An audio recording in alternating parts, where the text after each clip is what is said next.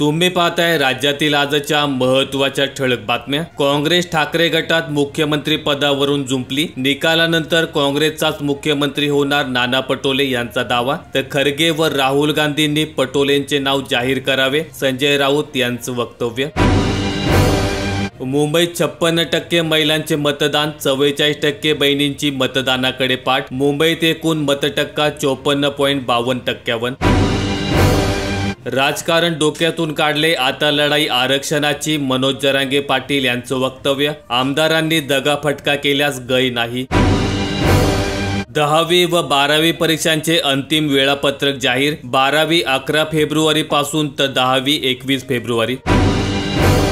सत्ता स्थापनेच्या संभाव्य शक्यतांची चाचपणी सुरू। आमचे सरकार येणार, महायुती व महाविकास आघाडी दोघांनाही ठाम विश्वास। निवडून येऊ शकणाऱ्या अपक्षांबाबतही खलबते, संख्याबळाची जबाबदारी कुणाला यावर चर्चा।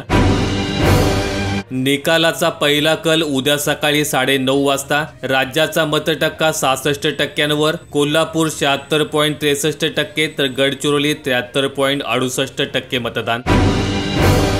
एकनाथ शिंदे जातील त्या दिशेने आम्ही जाऊ, शिंदे गटाचे प्रवक्ते संजय शिरसाट यांचं वक्तव्य। गुवाहाटी पार्ट 2 चे संकेत।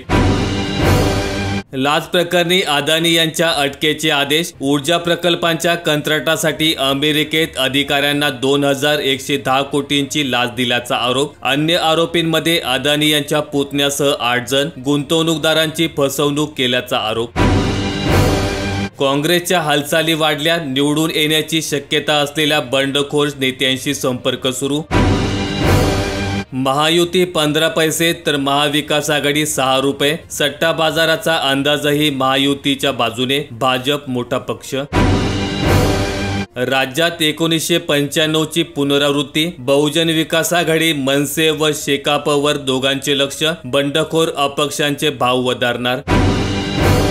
छत्रपती शिवाजी महाराज पुतळा दुर्घटना प्रकरण, चेतन पाटीलला जामीन मंजूर। मुंबईतील मतमोजणीसाठी यंत्रणा सज्ज। संपूर्ण मुंबईमध्ये कडेकोट सुरक्षा व्यवस्था। 10,000 पोलिसांचा बंदोबस्त। 2700हून अधिक अधिकारी कर्मचाऱ्यांचा मतमोजणी प्रक्रियेत सहभाग।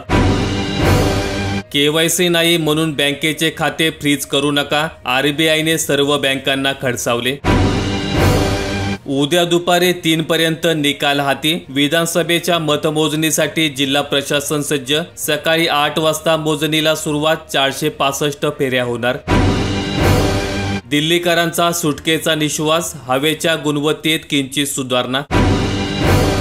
कार्तिकी एकादशीला रेल्वेकडून 1 लाख प्रवाशांची विक्रमी नोंद। सोलापूर विभागाची 49 लाख रुपयांच्या महसुलाची कमाई। शत्रूला शोधून नायनाट करणार रोबोटिक शॉन, अत्याधुनिक तंत्रज्ञानाने सज्ज, देशाच्या सीमांवर होणार तैनात। राज्यात थंडीचा टक्का वाढला, हुडहुडी वाढू लागली, अनेक जिल्हे महाबळेश्वर सारखे थंड। राज्यातील 15 शहरांमधील तापमान आले 15 अंशाखाली। पुणे सर्वात थंड ठिकाण तर रत्नागिरी अद्याप तापलेले। माहिती आवडल्यास व्हिडिओला लाईक करा। दररोजच्या बातम्या पाहण्यासाठी चॅनेल सबस्क्राईब करा। धन्यवाद।